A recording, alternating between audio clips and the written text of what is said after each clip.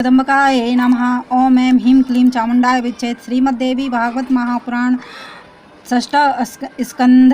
तुष्टाकर व्रतासुर की पारलौकिक क्रिया करके इंद्र को शाप देना, इंद्र को ब्रह्म हत्या लगना, नहुस का स्वर्गाधिपति बनना और इंद्राणी पर आसक्त होना। व्यास जी बोले, इस प्रकार उसे गिरा हुआ देखकर मन ही मन हत्या के भय से सशंकित भगवान विष्णु वैकुंठ लोक को चले गए।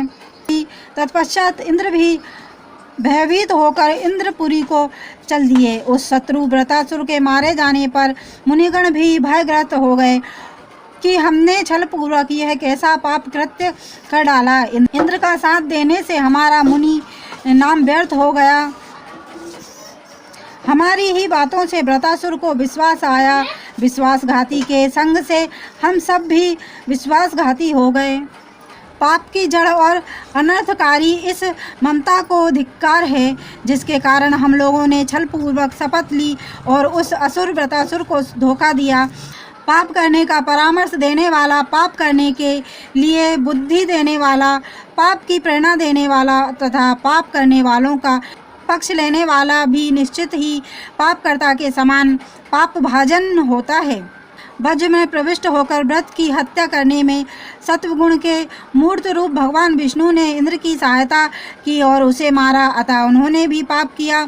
स्वार्थपरायण प्राणी पाप से भयभीत तो नहीं होता है। विष्णु ने इंद्र का साथ देकर सर्वथा दुष्कृत कर्म किया। 4 पदार्थों धर्म, अर्थ, काम और मोक्ष में से 2 ही रह गए हैं और 2 समाप्त हो गए। उनमें भी प्रथम पदार्थ धर्म और चतुर्थ पदार्थ मोक्ष दोनों त्रिलोक में दुर्लभ ही हो गए हैं। अर्थ और काम ही सबके प्रिय और प्रशस्त माने गए हैं। धर्म और अधर्म की विवेचना यह बड़े लोगों का वाचिक दंभ मात्र ही रह गया है।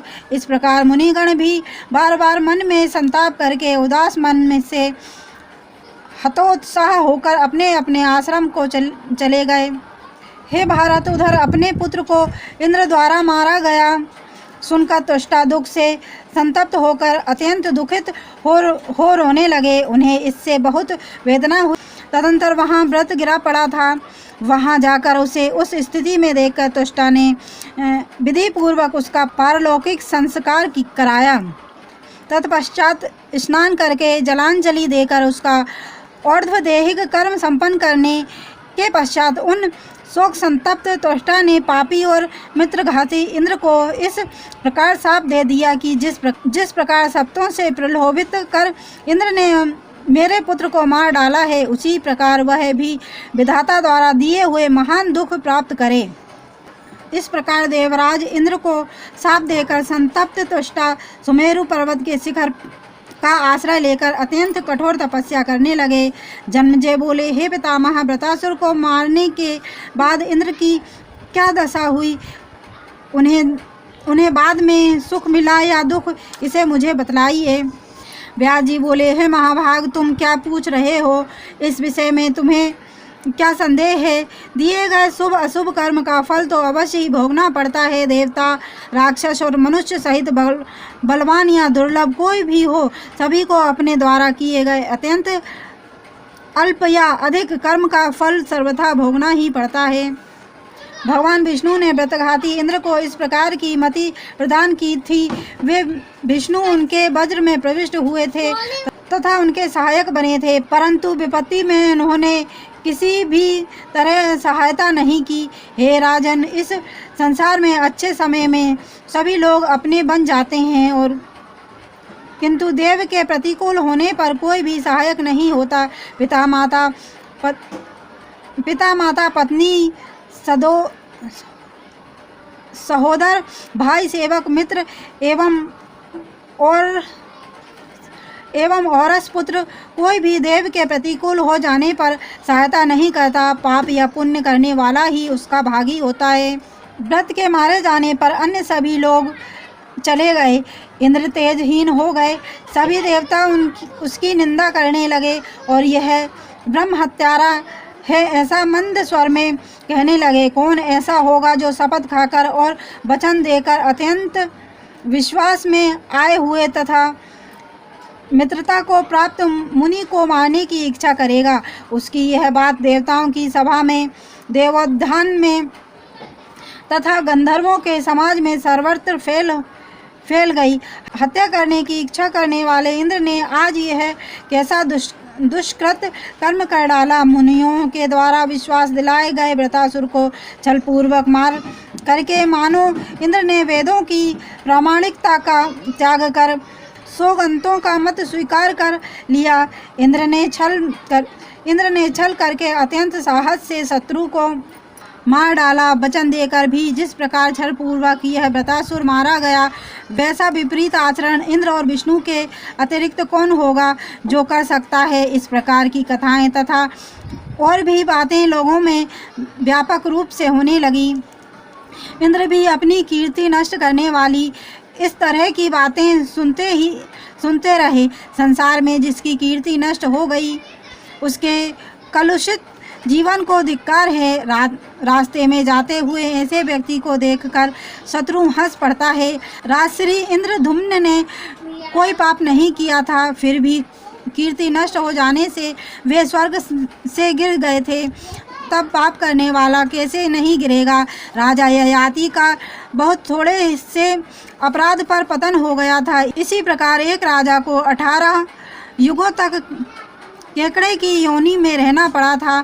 भृगु की पत्नी का मस्तक काटने के कारण अचयुक्त भगवान श्री हरि को ब्रह्म शाप से मकर आदि रूपों में पशु योनि में जन्म लेना पड़ा। विष्णु को भी वामन होकर याचना के लिए बलि के घर जाना पड़ा। तब यदि कुकर्मी मनुष्य दुख पाए तो क्या आश्चर्य है। हे भारत, श्री रामचंद्र जी को भी भृगु के श्राप से वनवास काल में सीता से वियोग का महान कष्ट उठाना पड़ा। उसी प्रकार इंद्र को भी ब्रह्म हत्या जनित महान भय प्राप्त करके समस्त सिद्धियों से युक्त भवन में भी सुख नहीं प्राप्त होता था। उन्हें दीर्घ श्वास लेते भयग्रस्त चेतना रहित खिन्न मस्तक और सभा में न जाते देखकर सची ने पूछा, हे प्रभु, आजकल आप भयभीत क्यों रहते हैं? आपका भयंकर शत्रु तो मर गया है। हे कांत, हे शत्रुहंता, आपको क्या चिंता है? हे लोकेश, साधारण मनुष्य की भांति लंबी लंबी सांसें लेते हुए आप शोक क्यों करते हैं? आपका कोई बलवान शत्रु भी तो नहीं है जिससे आप चिंताकुल हो। इंद्र बोले, हे रागी, यद्यपि अब मेरा कोई बलवान शत्रु नहीं है, तथापि ब्रह्म हत्या के भय से मैं निरंतर डरता रहता हूँ। घर में रहते हुए भी मुझे ना सुख है और ना शांति है। नंदन वन, अमृत घर तथा वन कुछ भी मुझे सुख कर नहीं लगता। गंधर्वों का गान और अप्सराओं का नृत्य और यहाँ तक कि तुम और अन्य देवांगनाएं भी मुझे सुख कर नहीं लगती। ना कामधेनु और ना ही कल्पवृक्ष मुझे सुख प्रदान करते हैं। और मैं क्या करूं, कहाँ जाऊं, मुझे शांति कहाँ मिलेगी? हे प्रिय, इसी चिंता में पड़ा हुआ मैं अपने मन में शांति नहीं प्राप्त कर पा रहा हूँ। व्यास जी बोले, अत्यंत घबराई हुई अपनी प्रिय पत्नी से ऐसा कहकर मूढ़ इंद्र घर से निकल पड़े और उत्तम मानसरोवर को चले गए।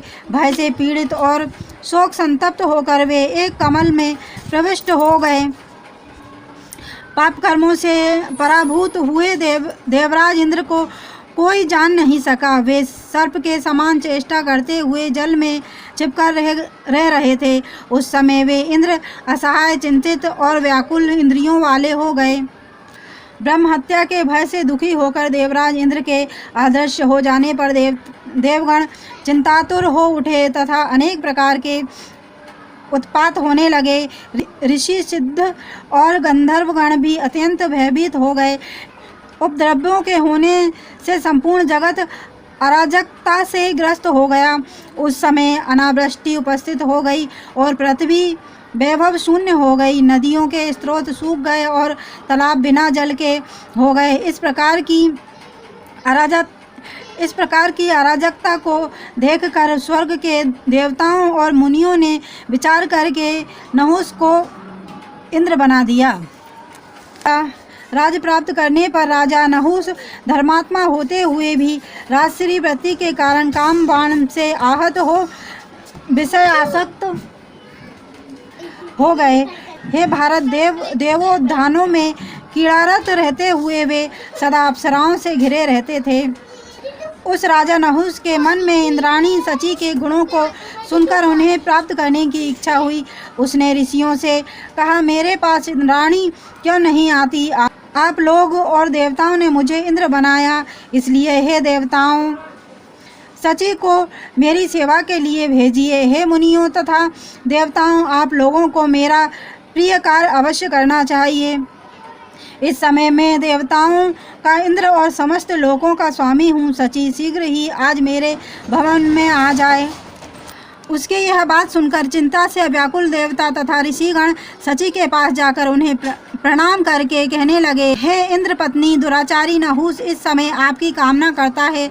उसने क्रुद्ध होकर हमसे यह बात कही है। सची को यहाँ भेज दीजिए, हम उसके अधीन हैं। अतः कर ही क्या सकते हैं, क्योंकि उसे इंद्र बना दिया गया है। यह सुनकर दुखित मन सची ने बृहस्पति से कहा, हे ब्रह्मन, नहुस से मेरी रक्षा कीजिए, मैं आपकी शरण में हूँ। बृहस्पति बोले, हे देवी, पाप से मोहित नहुस से तुम्हें भय नहीं करना चाहिए। हे पुत्री, मैं सनातन धर्म का त्याग कर तुम्हें उसको नहीं दे दूंगा। जो अधम मनुष्य शरण में आए हुए तथा दुखी प्राणियों को दूसरों को सौंप देता है, वह प्रलय अंत नरक में वास करता है। अतः हे पृथु श्रोणी, तुम निश्चिंत रहो, मैं तुम्हारा त्याग कभी नहीं करूँगा। इति श्रीमद्देवी भागवते महापुराणे अष्टादशसहस्रस्यां संहितां षष्ठः स्कन्धे इन्द्रस्य पद्मनाल प्रवेशान्तरणं नहुस्य देवेंद्र पदेभिषेक वर्णनम नामा सप्तमो अध्याय।